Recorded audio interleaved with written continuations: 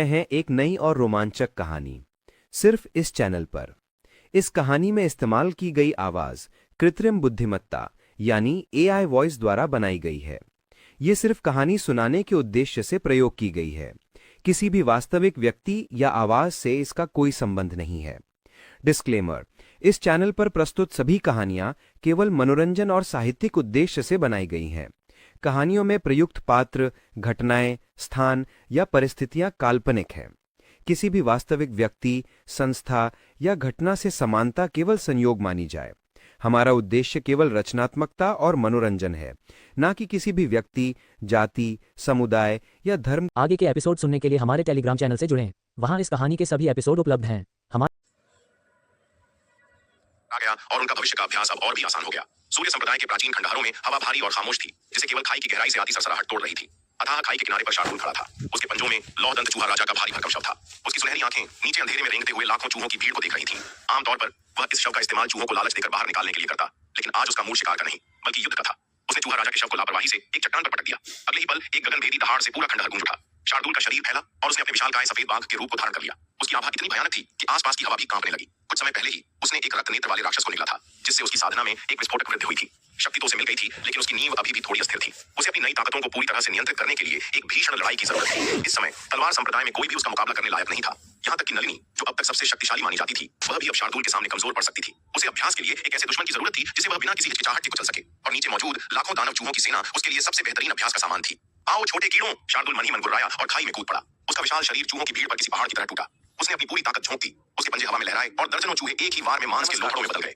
क्योंकि वह सूर्य संप्रदाय के खंडहरों के भीतर था, उसे अपनी ताकत को रोकने की कोई जरूरत नहीं थी। यहाँ कोई भी बेगुनाह नहीं था जो उसकी शक्ति की चपेट में आ सके। ये लौह दंत दानव चूहे उसके लिए सिर्फ दुश्मन नहीं बल्कि एक टॉनिक भी थे। हालांकि उसकी वर्तमान शक्ति के स्तर पर एक दो चूहों को खाने से कोई फर्क नहीं पड़ता था, लेकिन यहाँ उनकी संख्या लाखों में थी। बूंद बूंद से सागर भरता है और शार्दूल यही चाहता था। लेकिन उसने मारे गए चूहों को तुरंत नहीं खाया। इन चूहों का सबसे कीमती हिस्सा उनका मांस और खून था, जो शार्दूल की पसंद था।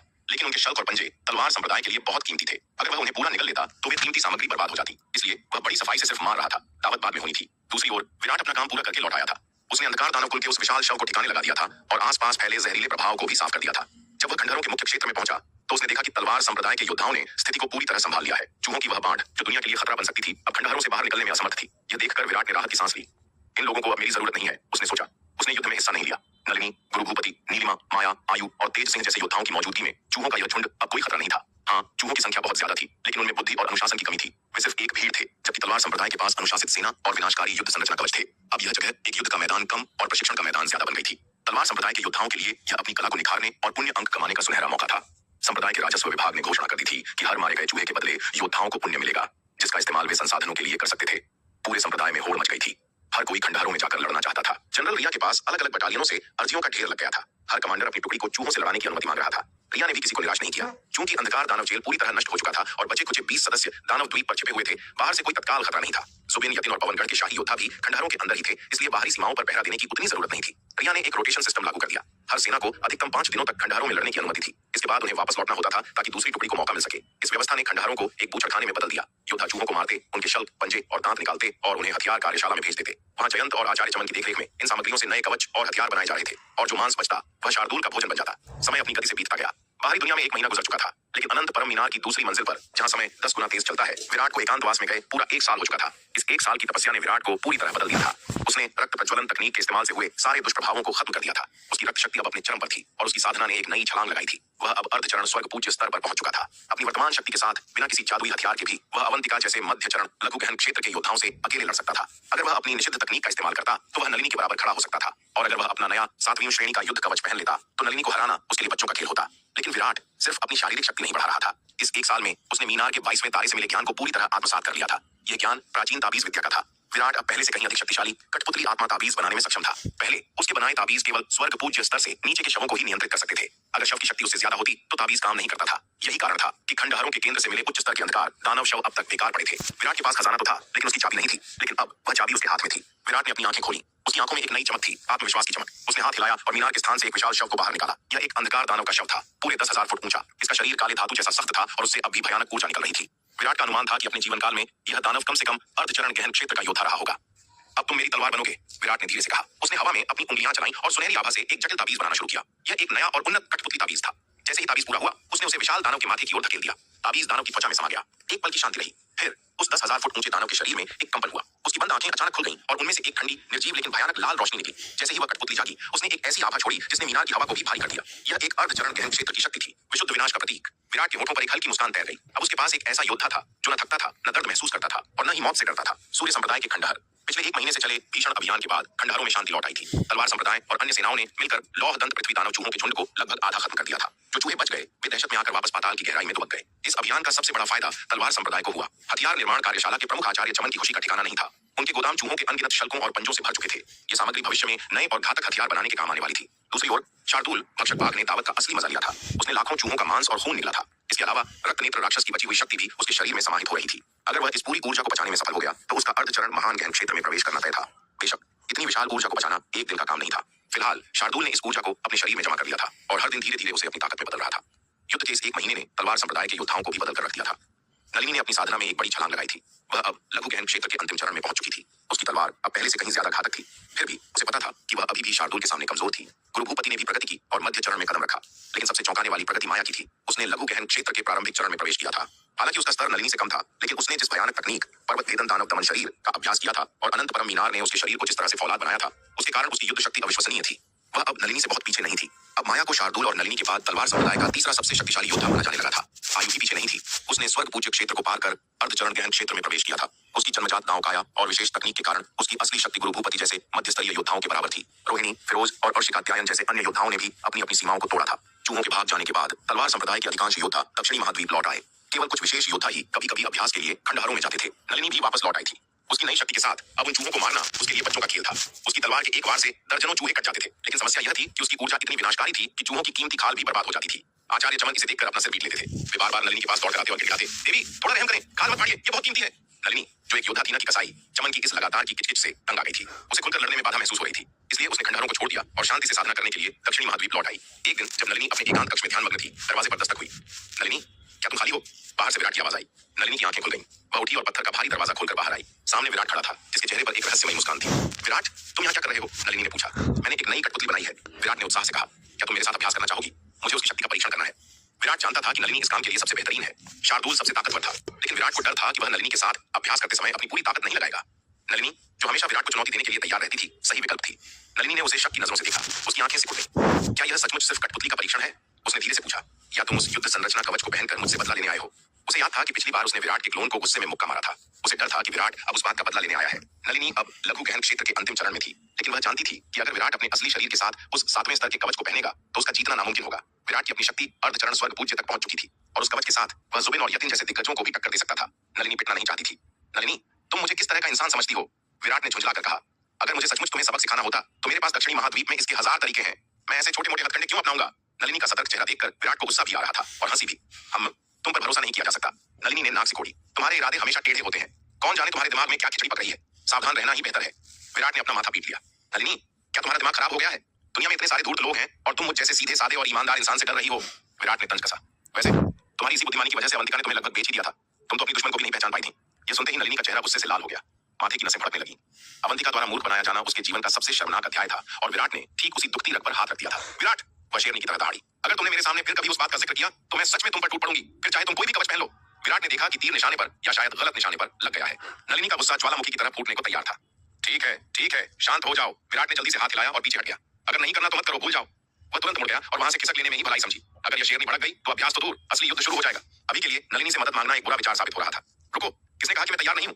नलिनी की आवाज में एक अजीब सी मिठास थी, लेकिन उसका चेहरा बिल्कुल भावहीन था। उसने विराट को देखते हुए कहा, जब युवा स्वामी विराट ने खुद आग्रह किया है, तो भला मैं एक अबला नारी कैसे मना कर सकती हूँ? यह सुनकर विराट के सिर में खतरे की घंटियां बजने लगी। उसके रोंगटे खड़े हो गए। उसने मुश्किल से थूक निकला और एक जबरदस्ती की मुस्कान चेहरे पर चिपकाते हुए सावधानी से कहा, महल प्रमुख, छोड़िए ना, आपकी साधना बहुत कीमती है। मैं आपको और परेशान नहीं करना चाहता। हम फिर कभी धत तेरे की। विराट ने मन ही मन सोचा, यह शेरनी खुद को अबला नारी कह रही है। आज तो मेरी शामत पक्की है। नलिनी का यह रूप अभूतपूर्व था। यह साफ इशारा था कि उसके अंदर का ज्वालामुखी फटने को तैयार है। अगर वह उस कठपुतली के भरोसे मैदान में उतरा, तो कौन जाने आज उसका क्या हश्र होगा। क्या हुआ युवा स्वामी विराट? नलिनी ने अपनी खूबसूरत आंखों को सिकोड़ते हुए उसे घूरा। उसकी आवाज में बर्फ जैसी ठंडक थी। क्या आपको लगता है कि मैं आपके काबिल नहीं हूं? क्या आप मेरा अपमान कर रहे हैं? विराट ने गहरी सांस ली। अब वह फंस चुका था। आगे कुआं, पीछे खाई। अगर उसने मना किया तो नलिनी इसे अपनी तौहीन समझेगी और उसे वहीं पीट देगी। अगर उसने हाँ कहा तो मैदान में पिटने की संभावना थी। ठीक है, विराट ने हताशा में कंधे उचकाए। जैसा आप कहें देवी जी, मुझे आपको कष्ट देना ही पड़ेगा। विराट अब बस यही प्रार्थना कर सकता था कि उसकी बनाई नई कठपुतली इतनी मजबूत हो कि नलिनी के गुस्से को झेल सके। उसे गहरा पछतावा हो रहा था कि वह शार्दूल शार्दुल को अपने साथ क्यों नहीं लाया? अगर वह सफेद बाघ यहाँ होता तो नलिनी उस पर हाथ उठाने से पहले 10 बार सोचती। बिना किसी और बहस के वे दोनों उड़कर संप्रदाय के टेलीपोर्टेशन केंद्र की ओर गए। वहां से वे सीधे देवदार झरना गुप्त क्षेत्र में दाखिल हुए, जो संप्रदाय का मुख्य प्रशिक्षण मैदान था। जैसे ही वे विशाल खुले मैदान में पहुंचे, विराट ने अपना हाथ हवा में लहराया। धड़ाम! आसमान से एक विशाल काली छाया गिरी, धूल का गुब्बार उठा और जब वह छटा तो सामने 10,000 फुट ऊंचा एक दानव खड़ा था। यह अंधकार दानव का शव था जिसे विराट ने कठपुतली में बदल दिया था। उसका शरीर काले लोहे जैसा चमक रहा था और उससे निकलने वाला दबाव इतना भारी था कि हवा भी भारी हो गई। नलिनी, जो अपनी तलवार निकालने ही वाली थी, एक पल के लिए ठिठक गई। यद्यपि वह जानती थी कि यह सिर्फ एक बेजान पुतला है, लेकिन उससे निकलने वाली आभा किसी साधारण अर्धचरण गहन क्षेत्र के योद्धा से कहीं ज्यादा भयानक थी। अंधकार दानव प्रजाति अपनी शारीरिक मजबूती के लिए कुख्यात थी और विराट ने इसे और भी खतरनाक बना दिया था। विराट, क्या तुम तैयार हो? नलिनी ने अपना हाथ आगे बढ़ाया। उसकी हथेली में एक ठंडी रोशनी चमकी और 8वें स्तर की तलवार प्रकट हो गई। उसने विराट को एक तीखी नजर से देखा जिसमें चेतावनी साफ थी। आज वह इस लड़के को ऐसा सबक सिखाना चाहती थी जिसे वह जिंदगी भर याद रखे। उसे यह एहसास दिलाना जरूरी था कि नलिनी का अपमान करने का अंजाम क्या होता है। आओ, विराट ने चिल्लाकर कहा और अपने हाथों से एक मुद्रा बनाई। तुरंत उस विशालकाय कठपुतली की आंखों में लाल रोशनी चल उठी। उसके शरीर पर बने प्राचीन ताबीज चमकने लगे। वह 10,000 फुट का दानव हिला और उसने अपना पहाड़ जैसा मुक्का नलिनी की ओर दाग दिया। मुक्के की हवा ही किसी तूफान जैसी थी। इस विनाशकारी हमले के सामने नलिनी ने पीछे हटने या चकमा देने की कोशिश नहीं की। वह वहीं खड़ी रही, अपनी जगह पर अडिग। उसने अपनी तलवार को हवा में घुमाया और सीधे उस विशाल मुक्के से टकरा दी। बूम! टकराव की आवाज ने पूरे गुप्त क्षेत्र को हिला दिया। ऊर्जा की एक सुनामी चारों दिशाओं में फैल गई, जिससे जमीन पर हजारों फुट ऊंची धूल की लहरें उठ गईं। विराट, जो उस कठपुतली के कंधे पर खड़ा होकर उसे नियंत्रित कर रहा था, इस टक्कर से हिल गया। नलिनी सचमुच भयानक थी। शुरुआत में नलिनी ने अपनी पूरी ताकत नहीं लगाई थी। उसका मकसद विराट को पीटना था, मारना नहीं। लेकिन जैसे ही उसकी तलवार कठपुतली की काली त्वचा से टकराई, उसे झटका लगा। उसके हमले का उस दानव पर कोई असर नहीं हुआ था। यहाँ तक कि एक खरोंच भी नहीं आई थी। इतना सख्त! नलिनी की आंखें हैरानी से फैल गईं। उसने तुरंत अपनी रणनीति बदली और अपनी शक्ति का स्तर बढ़ा दिया। अब वह सिर्फ सबक सिखाने के लिए नहीं, बल्कि इस चुनौती को तोड़ने के लिए लड़ रही थी। विराट, जो ऊपर से सब देख रहा था, खुशी और आश्चर्य का मिला-जुला भाव महसूस कर रहा था। कमाल है, उसने सोचा। इसकी रक्षा शक्ति मेरी उम्मीद से कहीं ज्यादा है। आक्रमण के मामले में यह कठपुतली शायद एक साधारण योद्धा जैसी ही थी, लेकिन इसकी रक्षात्मक क्षमता अविश्वसनीय थी। प्राचीन आभा और विराट की ताबीज विद्या ने इस दानव के शरीर को अभेद्य बना दिया था। विराट ने गणना की, नलिनी के हमले भले ही घातक हों, लेकिन जब तक वह घन क्षेत्र की अगली सीमा पार नहीं कर लेती, वह इस कठपुतली का कवच नहीं तोड़ पाएगी। जुबिन और यतिन जैसे बाहरी दुनिया के विशेषज्ञ शायद इसे नुकसान पहुंचा सकते थे, लेकिन नलिनी के लिए यह लोहे के चने चबाने जैसा था। नलिनी भी यह बात समझ गई थी। वह विराट पर अपनी तलवार से वार कर रही थी, लेकिन हर बार वह विशालकाय हाथ या शरीर बीच में आ जाता। वह विराट तक पहुंच ही नहीं पा रही थी। विराट उस दानव के पीछे कछुए की तरह छिपा बैठा था। अपनी योजना को विफल होते देख नलिनी का गुस्सा 7वें आसमान पर पहुंच गया। उसका गोरा चेहरा क्रोध से तमतमा उठा, जिससे वह और भी खतरनाक और आकर्षक लग रही थी। कायर कहीं के, बाहर निकलो! वह चिल्लाई। क्रोध में उसके हमले और भी उग्र हो गए। उसकी तलवार से निकलने वाली ऊर्जा अब आकाश को चीर रही थी। लाखों मील तक तलवार की रोशनी फैल गई, मानो आसमान में बिजलियां कड़क रही हों। विराट ने नीचे देखा और उसकी रीढ़ में सिहरन दौड़ गई। यह औरत पागल हो गई है। नलिनी अब किसी अभ्यास के मूड में नहीं थी। वह तबाही मचाने पर उतारू थी। तलवार की अनगिनत किरणें उस कठपुतली पर बारिश की तरह बरस रही थीं। अरे नलिनी, बस करो! विराट ने ऊपर से चिल्लाकर कहा। मैंने देख लिया, कठपुतली बहुत मजबूत है, अब बस भी करो। लेकिन नलिनी ने उसकी बात अनसुनी कर दी। उसे अब विराट की आवाज सुनाई नहीं दे रही थी। उसके दिमाग में बस एक ही धुन सवार थी, इस काले पहाड़ को तोड़ना और उसके पीछे छिपे उस ढीठ लड़के को बाहर निकालना। हमलों की बौछार जारी रही और विराट को लगने लगा कि आज उसने शेरनी की मांद में हाथ डालकर बहुत बड़ी गलती कर दी है। दक्षिणी महाद्वीप, वांशीनगर। शहर के बीचों बीच स्थित विशाल टेलीपोर्टेशन सरणी में अचानक एक तेज रोशनी चमकी। जैसे ही रोशनी धुंधली पड़ी, एक प्यारी सी सफेद बिल्ली बाहर निकली। वांशीनगर लौटते ही शार्दुल भक्षक बाघ बिना एक पल गंवाए सीधे विराट के निवास की ओर दौड़ा। मालिक, मालिक! वह विराट के कमरे में तूफान की तरह दाखिल हुआ। मैंने कर दिखाया, मैंने लघु गहन क्षेत्र के अंतिम चरण में प्रवेश कर लिया है। उसकी आवाज में गर्व और उत्साह छलक रहा था। यह कोई जबरदस्ती की गई तरक्की नहीं थी, न ही उसने किसी गोली या दवाई का सहारा लिया था। यह विशुद्ध रूप से रक्त नेत्र राक्षस और अनगिनत चूहों की ऊर्जा को धीरे धीरे पचाने का परिणाम था। उसकी नींव अब किसी चट्टान की तरह मजबूत थी। चूंकि उसने खंडहरों में चूहों के राजा और उसके गिरोह को लगभग खत्म कर दिया था, वहां अब कोई बड़ा खतरा नहीं बचा था। इसलिए वह निश्चिंत होकर यह खुशखबरी देने वापस आ गया था। सफेद कपड़ों में बैठे विराट, असली शरीर का एक हिस्सा, ने मुस्कुराते हुए शार्दुल के सिर पर हाथ फेरा। बहुत बढ़िया शार्दुल, विराट ने कहा। तुम बिल्कुल सही समय पर आए हो। अभी तुरंत देवदार झरना गुप्त क्षेत्र जाओ। वहां नलिनी पागल हो रही है, उसे रोको, वरना वह मेरे दूसरे शरीर को कचुम्बर बना देगी। जी मालिक। शार्दुल ने कोई सवाल नहीं पूछा, उसे बस हुक्म चाहिए था। वह पलटा और बिजली की गति से वहां से गायब हो गया। देवदार झरना गुप्त क्षेत्र, मैदान जंग में स्थित विराट के लिए बदतर होती जा रही थी। नलिनी के हमले किसी आंधी की तरह आ रहे थे। विराट, जो उस 10,000 फुट ऊंचे अंधकार दानव कठपुतली को नियंत्रित कर रहा था, अब बचाव की मुद्रा में था। कठपुतली का शरीर भले ही लोहे जैसा सख्त था, लेकिन उसकी गति और तकनीक नलिनी के सामने फीकी पड़ रही थी। नलिनी की तलवार की हर चाल उसे पीछे धकेल रही थी। बस कुछ ही देर और, विराट ने मन ही मन सोचा। अगर यह इसी तरह चलता रहा तो चाय ठंडी होने से पहले ही मैं पिट जाऊंगा। विराट के पास नलिनी को हराने के कई तरीके थे। वह अपने सुनहरे ड्रैगन क्लोन को बुला सकता था, लेकिन उस क्लोन की ताकत इतनी बेहिसाब थी कि एक भी वार नलिनी की जान ले सकता था। वह रक्त प्रज्वलन तकनीक का इस्तेमाल कर सकता था, लेकिन उसके दुष्प्रभाव बहुत गंभीर थे। या फिर वह हरे वस्त्रधारी बालक मीनार की आत्मा की मदद ले सकता था, लेकिन वह अभी अपने पत्ते नहीं खोलना चाहता था। उसके सारे तुर्क के इक्के ऐसे थे जो या तो बहुत खतरनाक थे या बहुत कीमती। एक दोस्ताना या शायद एक तरफा लड़ाई में उनका इस्तेमाल करना बेवकूफी होती। इसलिए उसके पास पिटने के अलावा कोई चारा नहीं था। लेकिन तभी विराट का चेहरा शांत हो गया। उसने नलिनी को रोकने के लिए चिल्लाना बंद कर दिया। नलिनी ने यह बदलाव देखा और उसकी तलवार एक पल के लिए ठिठक गई। यह अब चुप क्यों हो गया? नलिनी के मन में शक पैदा हुआ। क्या यह कोई नई चाल चलने वाला है? विराट के साथ उसका अनुभव यही कहता था कि जब वह शांत होता है तो कोई बड़ा धमाका होने वाला होता है। उसने अंधकार स्वामी और रक्त नेत्र राक्षस जैसे दिग्गजों को अपनी चालों से धूल चटाते देखा था। छोड़ो, जो भी हो, मैं पहले से हरा दूंगी। नलिनी ने अपने शक को झटक दिया। जीत उसकी मुट्ठी में थी। विराट को हराने और उसे सबक सिखाने का विचार ही उसे रोमांचित कर रहा था। उसकी आंखों में विजय की चमक आ गई। वह अपनी तलवार को अंतिम वार के लिए उठाने ही वाली थी कि अरे ओ डायन, क्या कर रही है? रुक जा वहीं। एक भारी और कर्कश आवाज ने पूरे मैदान को हिला दिया। नलिनी का सुंदर चेहरा कठोर हो गया। यह आवाज उसके लिए दुनिया की सबसे नफरत भरी आवाजों में से एक थी। उसने पलटकर देखा, दूर क्षितिज से एक सफेद परछाई बिजली की तरह उसकी ओर आ रही थी। पलक झपकते ही वह परछाई उसके सामने आ धमकी, धूल छटी और सामने वही मूर्ख बाघ खड़ा था। लेकिन इस बार कुछ अलग था। शार्दुल से निकलने वाली आभा इतनी भयानक थी कि नलिनी की सांसें अटक गईं। यह फिर से शक्तिशाली हो गया। क्योंकि शार्दुल ने अभी अपना स्तर बढ़ाया था, वह अपनी ऊर्जा को पूरी तरह छिपा नहीं पा रहा था। उसे निकलने वाली तरंगें साफ बता रही थीं कि वह अब लघु गहन क्षेत्र के अंतिम चरण में है। नलिनी का दिल बैठ गया। उसने सोचा था कि अपनी नई शक्ति के साथ वह इस बाघ को चुनौती दे सकेगी, लेकिन शार्दुल भी उसी गति से आगे बढ़ गया था और नलिनी जानती थी कि समान स्तर पर शार्दुल अजेय था। यहाँ तक कि अंधकार स्वामी भी अपनी पूरी ताकत के साथ इस बाघ के सामने नहीं टिक पाया था। नलिनी का आत्मविश्वास एक पल में चकनाचूर हो गया। उसे अपनी जीत सामने दिख रही थी। विराट बस एक बार दूर था, लेकिन अब शार्दुल उसके और विराट के बीच दीवार बनकर खड़ा था। उसकी सुनहरी आंखें नलिनी को ऐसे घूर रही थीं जैसे कोई शिकारी अपने शिकार को देखता है। नलिनी ने अपनी तलवार नीचे कर ली। वह जानती थी कि अगर उसने अब हमला किया तो यह बाघ उसे एक पल में चीर देगा। गुस्सा, निराशा और लाचारी, तीनों भाव उसके चेहरे पर एक साथ आ गए। मालिक, क्या मैं इस चौरनी को पकड़ने में आपकी मदद करूं? फिर आप इसके साथ जो चाहे सजा दें। शार्दुल अपने विशाल शरीर को सिकोड़कर विराट के पास आया। उसके चेहरे पर चापलूसी भरी मुस्कान थी। उसे लगा कि यह चौरनी दिखने में काफी आकर्षक है और शायद मालिक को पसंद भी हो। अगर वह मालिक को इसे पकड़ने में मदद करता तो यह उसके लिए एक बड़ी उपलब्धि होती। अपनी वर्तमान शक्ति के साथ नलिनी को दबोचना उसके लिए बाएं हाथ का खेल था। बेशर्म बाघ, तुम्हारी हिम्मत कैसे हुई? यह सुनते ही नलिनी गुस्से से आग बबूला हो गई। उसने शार्दुल को ऐसे घूरा मानो अपनी नजरों से ही उसे जलाकर राख कर देगी। अरे जा, दुष्ट औरत, किसे डराने की कोशिश कर रही है? शार्दुल ने लापरवाही से अपना पंजा हवा में लहराया और तिरस्कार भरे स्वर में कहा, तेरी वर्तमान शक्ति के साथ अगर मैं यहाँ चुपचाप खड़ा भी रहूं और तुझे वार करने दूं तो भी तू मेरा एक बाल भी नहीं उखाड़ पाएगी। शार्दुल कोई डींग नहीं मार रहा था। उसकी शारीरिक रक्षा पहले से ही बहुत मजबूत थी और बड़ी संख्या में लौ दंत वाले पृथ्वी दानव चूहों को निकलने के बाद उसे उनकी भयानक रक्षात्मक प्रतिभा विरासत में मिल गई थी। इस समय शार्दुल की खाल किसी भी कवच से ज्यादा सख्त थी। यहाँ तक कि एक सामान्य मध्यस्तरीय महान गहन क्षेत्र का विशेषज्ञ भी उसे मुश्किल से ही घायल कर पाता, तो नलिनी जैसी लघु गहन क्षेत्र की योद्धा की तो बिसात ही क्या थी। जब नलिनी ने देखा कि वह इस ढीठ बाघ को डरा नहीं सकती तो उसने तुरंत अपना निशाना बदला। विराट, अगर तुमने अपने इस मूर्ख बाघ को नहीं रोका तो मैं तुम्हें बिल्कुल नहीं छोड़ूंगी। यह सुनकर विराट ने एक गहरी सांस ली और नलिनी की ओर देखा। उसकी आंखों में बोरियत थी। नलिनी, तुम खामखा परेशान हो रही हो और चिंता मत करो, मुझे तुम्हें कोई दिलचस्पी नहीं है, विराट ने हाथ झाड़ते हुए कहा। फिर उसने उस 10,000 फुट ऊंचे विशालकाय कठपुतली को वापस अपनी मीनार में रख लिया और शार्दुल की ओर इशारा किया। शार्दुल, चलो यहाँ से। जी मालिक, शार्दुल ने तुरंत जवाब दिया। अगले ही पल विराट और शार्दुल हवा में उड़ गए और वानशी शहर की दिशा में निकल गए। नलिनी वहीं खड़ी रह गई, सन्न। विराट, तुम वहीं रुको, अपनी बात का मतलब समझाओ। कुछ पलों बाद उसे होश आया और उसका सुंदर चेहरा गुस्से से तमतमा उठा। वह जोर से चिल्लाई, कोई दिलचस्पी नहीं का क्या मतलब था? क्या विराट कहना चाहता था कि वह उसके लिए काफी सुंदर नहीं थी? यह बात घमंडी नलिनी को बिल्कुल भी मंजूर नहीं थी। उसका अहंकार इसे बर्दाश्त नहीं कर सकता था, लेकिन विराट ने उसकी बात अनसुनी कर दी और शार्दुल के साथ उड़ता रहा। यह देखकर नलिनी का गुस्सा 7वें आसमान पर पहुंच गया। उसे चक्कर आने लगे। वह दांत पीसते हुए तेजी से हवा में उड़ी और विराट का पीछा करने निकल पड़ी।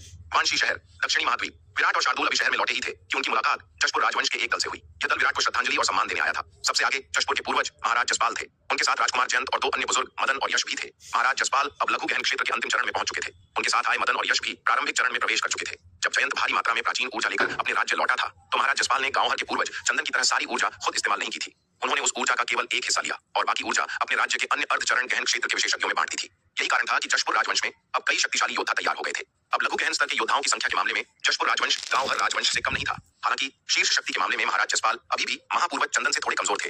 विराट ने तलवार संप्रदाय के मुख्य स्वागत कक्ष में महाराज जसपाल और उनके दल का स्वागत किया।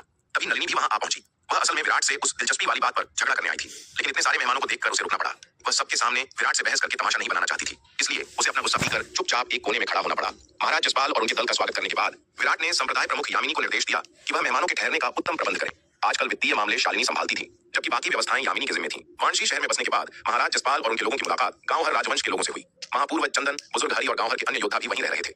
गांव हर के लोगों से मिलने के बाद महाराज जसपाल अपने आवास की ओर लौट रहे थे। उनके चेहरे पर उलझन थी। जयंत, महाराज जसपाल ने हैरानी से कहा, यहाँ वानशी शहर में गांव हर राजवंश के उन बूढ़े लोगों के साथ इतना वीआईपी व्यवहार क्यों किया जा रहा है? उन्होंने देखा कि तलवार संप्रदाय में गांव हर राजवंश के योद्धाओं को जशपुर राजवंश की तुलना में कहीं ज्यादा सम्मान और सुविधाएं मिल रही थीं। यह बात उनकी समझ से परे थी। पिछली बार जब वे दक्षिणी महाद्वीप आए थे तो तलवार संप्रदाय ने स्पष्ट रूप से जशपुर राजवंश का पक्ष लिया था। इतने कम समय में सब कुछ कैसे बदल गया? जशपुर राजवंश ने तो तलवार संप्रदाय को नाराज करने वाला कोई काम भी नहीं किया था। शायद हमारे शिष्टाचार में कुछ कमी रह गई, जयंत ने कुछ देर सोचने के बाद कहा।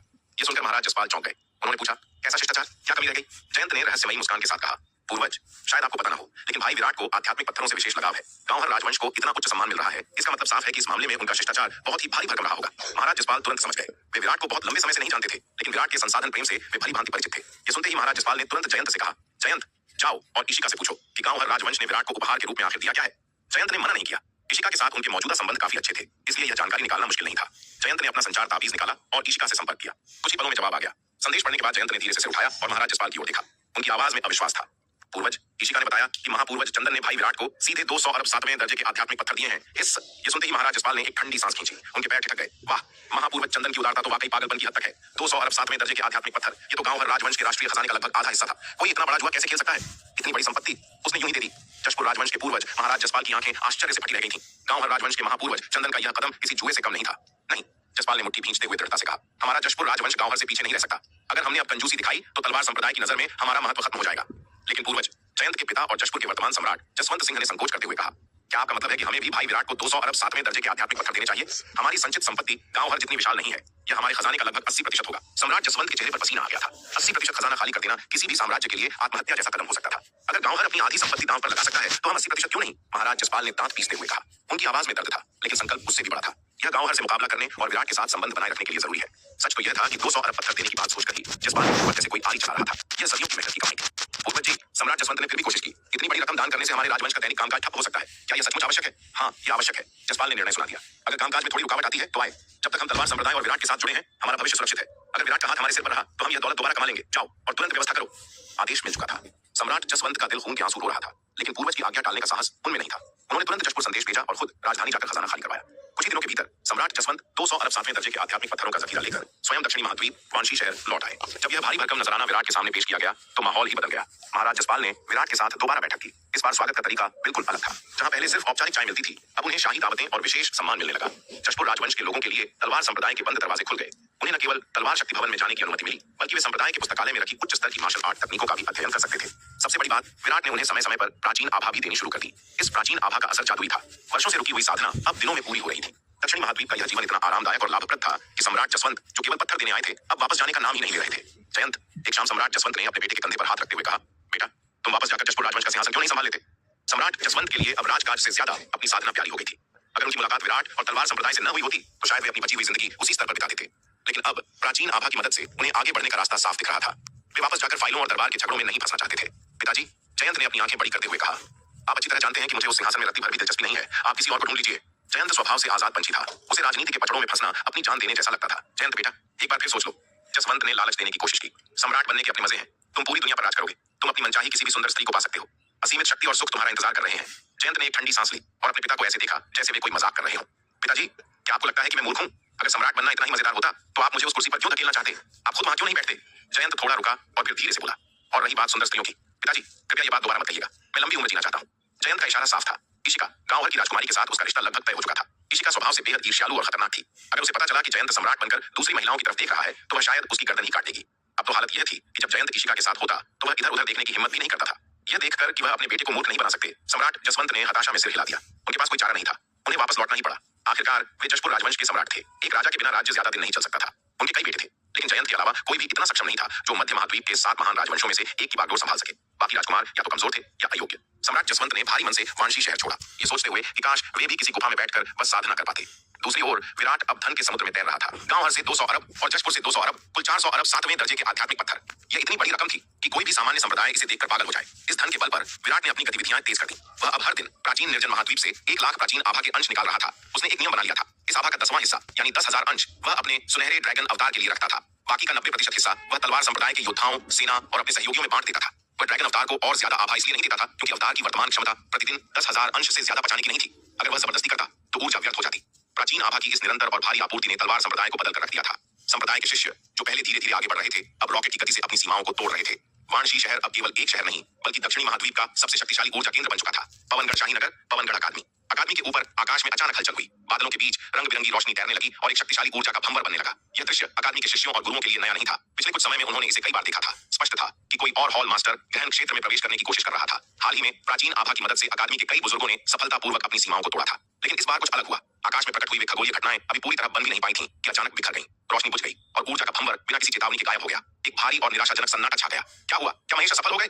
मुख्य वास्तुकार विश्वकर्मा अचानक हवा में प्रकट हुए और महेश के एकांत साधना कक्ष के बाहर आकर खड़े हो गए। उनके चेहरे पर अविश्वास था।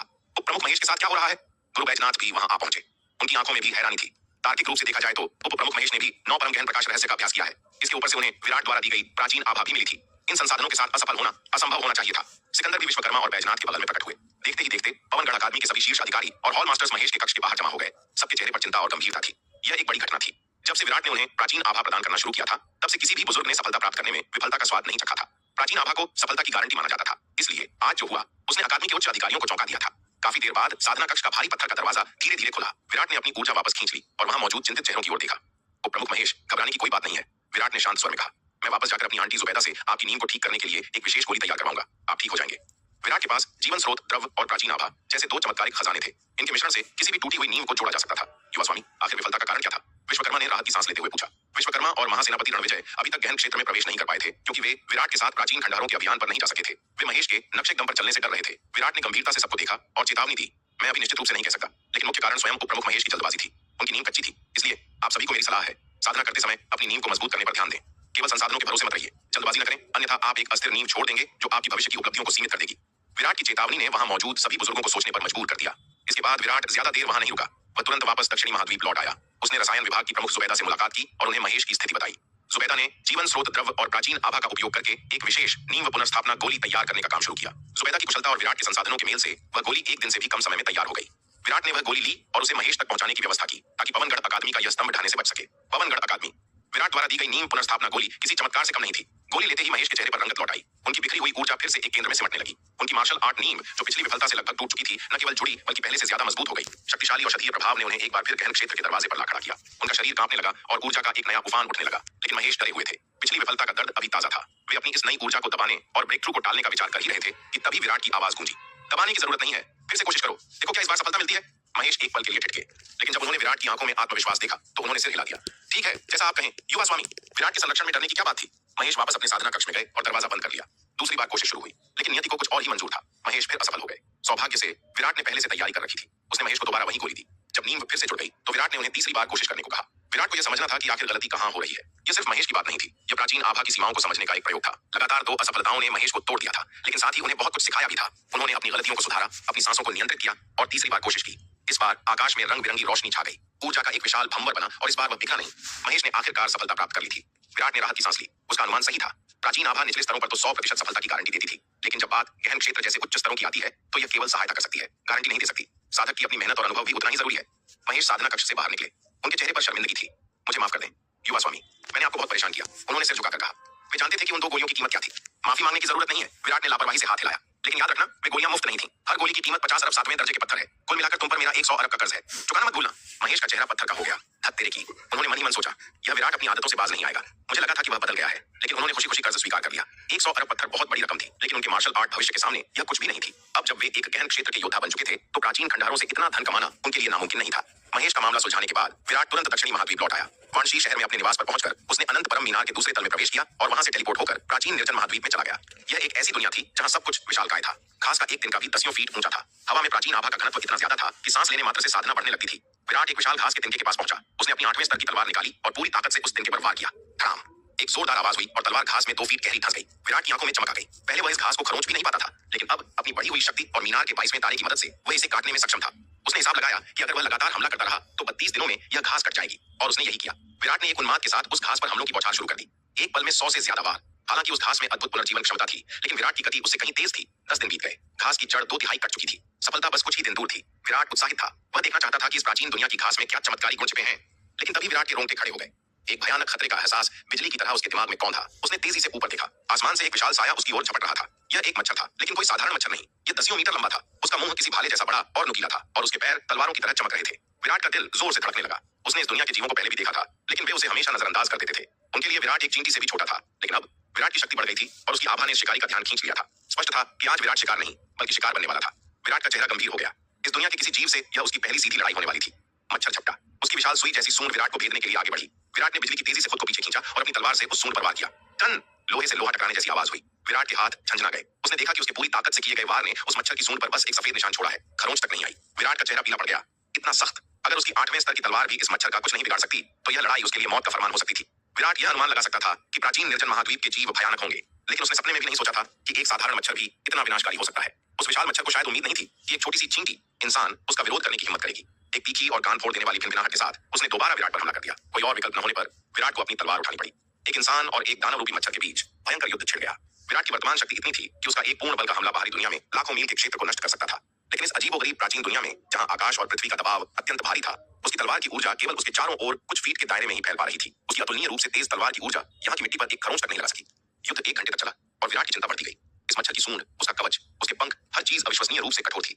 रक्षात्मक शक्ति के मामले में यह मच्छर उस लौहदंत चूहा राजा से भी कहीं अधिक शक्तिशाली था, जिसका सामना विराट ने खंडहरों में किया था। विराट के पास 8वें स्तर का मध्यम श्रेणी का जादुई हथियार था, लेकिन फिर भी वह मच्छर की रक्षा को भेद नहीं पा रहा था। मच्छर की सूंड एक भाले की तरह थी और उसके पैर अनगिनत तलवारों की तरह चमक रहे थे।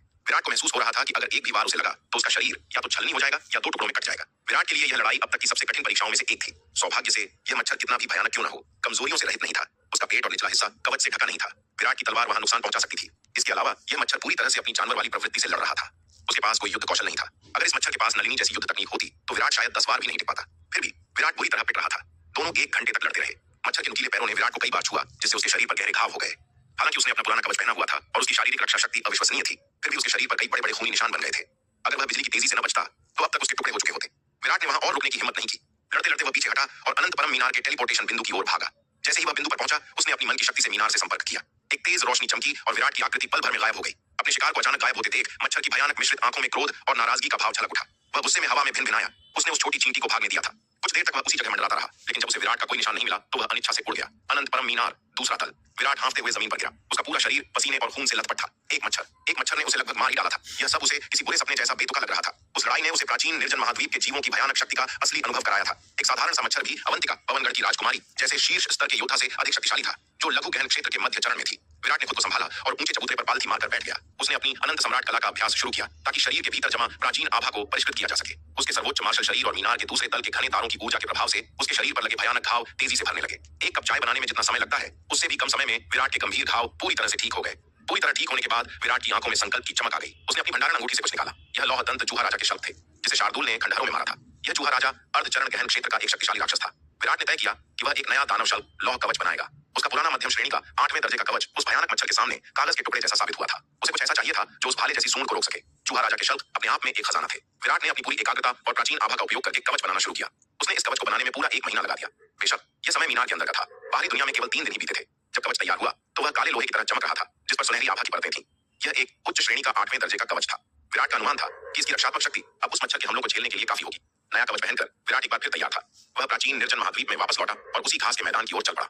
वहां पहुंचकर उसने अपनी लंबी तलवार निकाली और उसी विशाल घास के तिनके को काटना शुरू कर दिया, जिसे उसने पहले अधूरा छोड़ दिया था। हालांकि उसने जो हजारों प्राचीन ऊर्जा के कण परिष्कृत किए थे, उनमें से अधिकांश उसकी अनंत सर्वोच्च रक्त रेखा और शरीर द्वारा सोख लिए गए थे और केवल 10वां हिस्सा ही उसकी साधना में बदला था। फिर भी विराट की शक्ति पहले की तुलना में काफी बढ़ गई थी। अनंत परम मीनार के कारण वह हर दिन इस प्राचीन दुनिया में प्रवेश कर सकता था। यही कारण था कि उसकी साधना अविश्वसनीय गति से बढ़ रही थी। न केवल विराट बल्कि तलवार संप्रदाय के अनगिनत योद्धा भी इस असीमित संसाधन के कारण हर दिन नई ऊंचाइयां छू रहे थे। अपनी बढ़ी हुई ताकत के साथ विराट घास के तिनकों को और भी तेजी से काट रहा था, लेकिन केवल 1 घंटे बाद ही इतिहास ने खुद को दोहराया। घास की गहराई से एक विशाल भिनभिनाहट सुनाई दी और वह मच्छर फिर से प्रकट हुआ।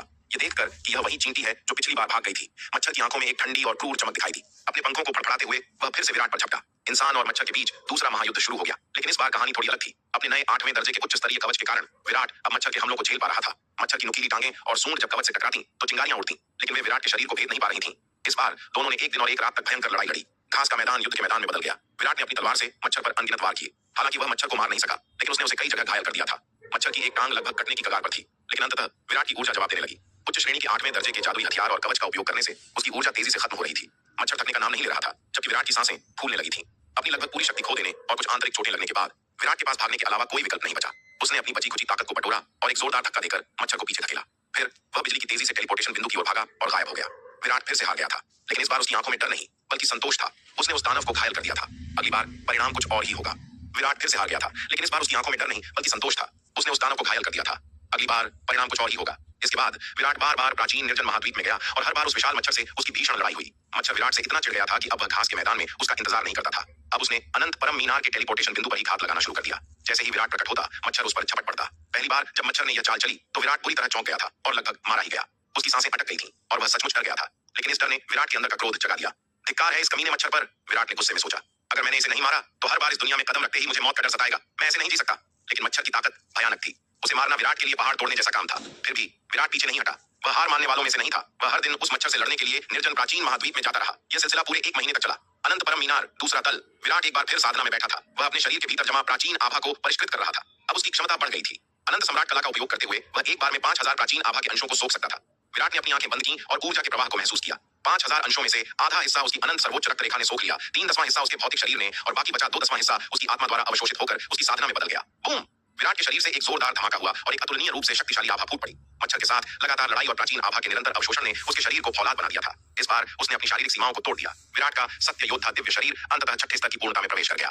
विराट ने धीरे धीरे अपनी आंखें खोली। उसे महसूस हो रहा था कि उसकी रगों में बहता खून लावा जैसा गर्म और शक्तिशाली हो गया है। उसने परीक्षण करने के लिए अपनी मध्यम श्रेणी की 8वें स्तर की तलवार निकाली और पूरी ताकत से अपनी ही बांह पर वार किया। टन! धातु के टकराने की तीखी आवाज गूंजी। उसकी तलवार जो पहाड़ों को काट सकती थी, उसकी त्वचा पर केवल एक हल्का सा सफेद निशान छोड़ पाई। खरोंच तक नहीं आई। विराट की आंखों में खुशी और आश्चर्य दोनों थे।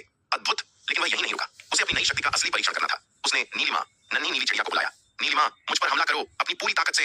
विराट ने चुनौती दी। नीलिमा अब अर्धचरण गहन क्षेत्र के शिखर पर थी और गहन क्षेत्र में प्रवेश करने से बस एक कदम दूर थी। उसकी असली युद्ध शक्ति किसी भी निम्न गहन क्षेत्र के शीर्ष योद्धा के बराबर थी। नीलिमा ने विराट की चुनौती स्वीकार की। उसने अपनी चोंच खोली और नीली आग का एक भयानक गोला विराट पर दाग दिया। लेकिन परिणाम चौंकाने वाला था। नीलिमा के पूरे बल से किए गए हमले से भी विराट को ज्यादा नुकसान नहीं हुआ। उसे बस कुछ मामूली खरोंचें आई थीं। उसकी शारीरिक रक्षा अब एक सामान्य मध्यम श्रेणी के 8वें स्तर के जादुई हथियार से भी ज्यादा मजबूत हो गई थी। इसका मतलब था कि विराट अब नीलिमा जैसे शक्तिशाली योद्धाओं के सामने लगभग अजेय था। हालांकि उसकी आक्रमण शक्ति अभी भी नीलिमा से कम थी। जब तक वह अपनी निषिद्ध तकनीकों का उपयोग नहीं करता, वह उसे हरा नहीं सकता था। लेकिन इस लड़ाई ने नीलिमा को हिलाकर रख दिया। ये लड़का, ये तो मुझसे आगे निकलने वाला है। नीलिमा के मन में खतरे की घंटी बज गई। शार्दुल पहले ही उससे आगे निकल चुका था और अब विराट भी उसकी बराबरी कर रहा था। नीलिमा को डर था कि अगर वह पीछे रह गई तो उसकी अहमियत खत्म हो जाएगी और वह शार्दुल के सामने फीकी पड़ जाएगी। नीलिमा, जो हमेशा खेलने कूदने और सोने में विश्वास रखती थी, अचानक गंभीर हो गई। उसने तय किया कि वह अब अपनी साधना में ढिलाई नहीं बरतेगी। उसने विराट को छोड़ा और मीनार के दूसरे तल पर एकांत साधना में जुट गई। विराट अपनी प्रगति से संतुष्ट था। अपनी वर्तमान रक्षा शक्ति के साथ वह अब बिना डरे दुनिया में घूम सकता था। जुबिन और यतिन जैसे शीर्ष विशेषज्ञों को छोड़कर शायद ही कोई उसे नुकसान पहुंचा सके। और अगर वह अपना नया दानव शल्क कवच भी पहन ले तो वह उन दोनों के सामने भी टिक सकता था। लेकिन सबसे बड़ी उपलब्धि यह थी कि उसके सर्वोच्च मार्शल शरीर का 8/10वां हिस्सा अब जन्मजात दांव शरीर में बदल चुका था। केवल 20% और बचा था और वह पूरी तरह से बदल जाएगा। विराट जानता था कि यह आखिरी हिस्सा सबसे कठिन होगा, लेकिन उसकी मेहनत रंग ला रही थी। उसका जन्मजात दांव शरीर आयु के शरीर से कहीं ज्यादा शक्तिशाली था, जिसे मीनार की मदद से कृत्रिम रूप। विराट की ठोस नींव यह सुनिश्चित करती थी कि जैसे जैसे उसकी साधना बढ़ेगी, वह अपने समान स्तर के योद्धाओं से हमेशा मीलों आगे रहेगा। साधारण योद्धाओं का सफर अक्सर एक चमकती हुई शुरुआत के साथ होता है, लेकिन जैसे जैसे उनका साधना स्तर बढ़ता है, उनकी क्षमता धीरे धीरे कम होने लगती है।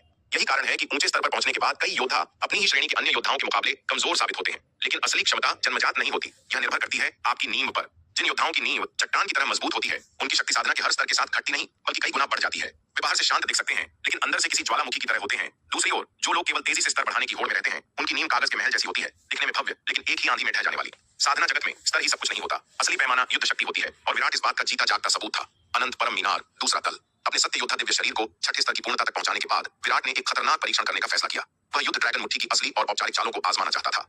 विराट ने अपने पैरों को जमाया और एक विशेष मुद्रा बनाई। उसकी सांसें गहरी हो गईं। अचानक उसके शरीर से एक प्रचंड ऊर्जा का विस्फोट हुआ। यह ऊर्जा इतनी भारी थी कि मानो हवा खुद पत्थर बन गई हो। यह सिर्फ ऊर्जा नहीं थी, यह मुट्ठी का इरादा था।